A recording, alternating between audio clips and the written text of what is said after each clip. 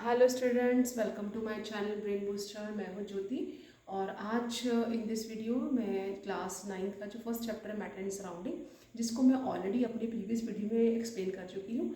फिर भी अगर आपको कोई डाउट है तो आप मुझे कमेंट बॉक्स में लिख के जरूर भेजें।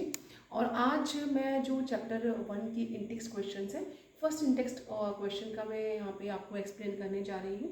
तो first intext question in the book is that which of the following are matter.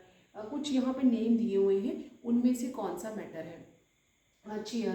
तो मैटर की जो डेफिनेशन है that is anything which occupy space and has a mass. जो भी कोई चीज़ जगह को घेरती है, जिसका अपना एक मास होता है, हम उसे मैटर कहते हैं। तो चेयर जो है उसे स्पेस चाहिए और उसका अपना एक मास होता है, तो chair is a matter. Same is for the air. Air का भी अपना एक मास होता है, एयर को भी स्पेस चाहिए, तो air is also a matter.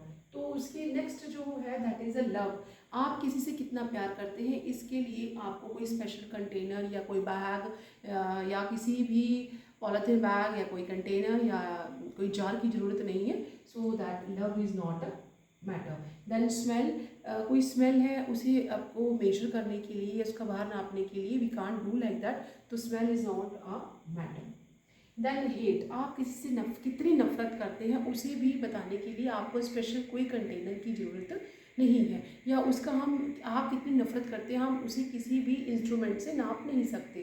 तो हेट नफरत is also not a matter. Then elements. आप सभी ने एलिमेंट्स देखे हैं, उसे स्पेस चाहिए, उसका अपना अपना मास होता है, तो एलिमेंट इज अ मैटर। जिस जिस नेम को मैं सर्कल कर रही हूँ that is the example of matter.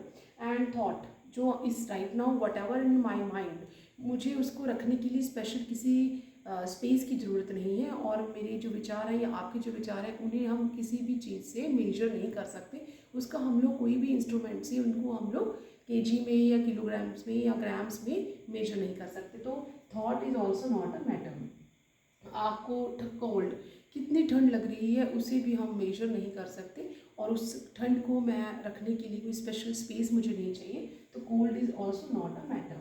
Then cold drink. सभी ने कोल्ड ड्रिंक्स देखी है, we are having so many brands in a market. उसके लिए हर आपको 50 ml से लेके 75 ml 2 लीटर सारे जो कंटेनर अवेलेबल होती हैं। सो कोल्ड ड्रिंक जो है वो मैटर है, क्योंकि उसे रखने के लिए हमें स्पेशल कंटेनर की ज़रूरत है और उसका अपना एक मास होता है, तो cold drink is also a matter. Then smell of a perfume.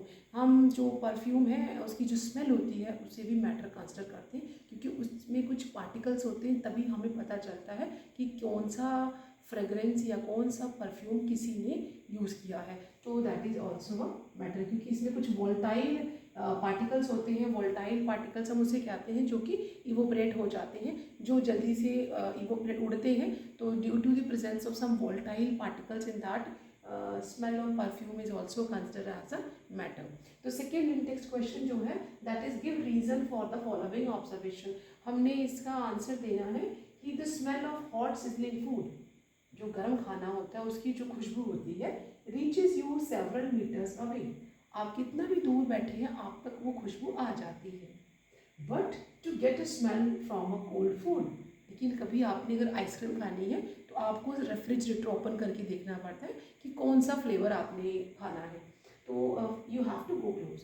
ऐसा क्यों? हमें गर्म खाने की जो स्मेल है या उसकी फ्रेगरेंस है, जैसे घर में कोई भी खाना बनता है, आप कहीं भी बैठे हो आपको पता चल जाता है कि खाना बन रहा है, लेकिन आपके रेफ्रिजरेटर में कोई आइसक्रीम पड़ी हुई या आइस रखी हुई, उसकी स्मेल का आपको पता नहीं चलता। ऐसा क्यों? क्योंकि मैटर जो है उसकी 3 बेसिक कैरेक्टरिस्टिक्स होती हैं। मैटर दे आर, जो मैटर के पार्टिकल्स होते हैं, they are having a space in between, उनके बीच में जगह होती है। दे अट्रैक्ट ईच अदर, वो आपस में एक दूसरे को खींचते हैं अपनी तरफ, and they continuously moving. Third property जो है that is a continuously moving. तो यहाँ पे हमारी थर्ड प्रॉपर्टी जो मैटर की वो यूज़ होगी कि मैटर जो पार्टिकल से बनता है उन पार्टिकल्स के बीच में काइनेटिक एनर्जी होती है। Due to that kinetic energy, चाहे वो सॉलिड ही हो but they still the particles have a kinetic energy. ये अलग बात है कि सॉलिड्स की जो पार्टिकल्स होते हैं उसमें जो काइनेटिक एनर्जी है वो सबसे कम होती है।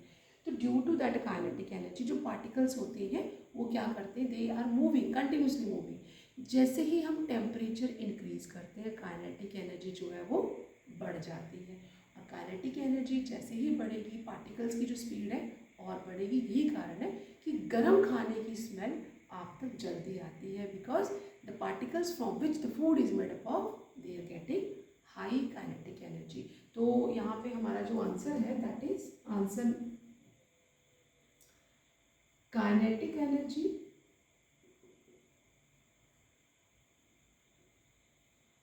ऑफ द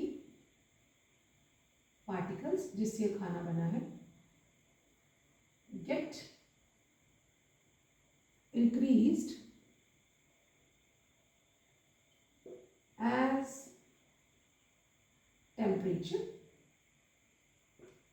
increases, जैसे ही तापमान बढ़ता है काइनेटिक एनर्जी बढ़ती है। सो their movement became fast। यही वो कारण है कि दूर बैठे आप तक गर्म खाने की जो खुशबू है वो बहुत जल्दी पहुंच जाती है, जबकि ठंडे खाना जो होता है उसके पार्टिकल्स की काइनेटिक एनर्जी कम होती है, वो आप तक उसकी जो फ्रेगरेंस है वो पहुंच नहीं पाती।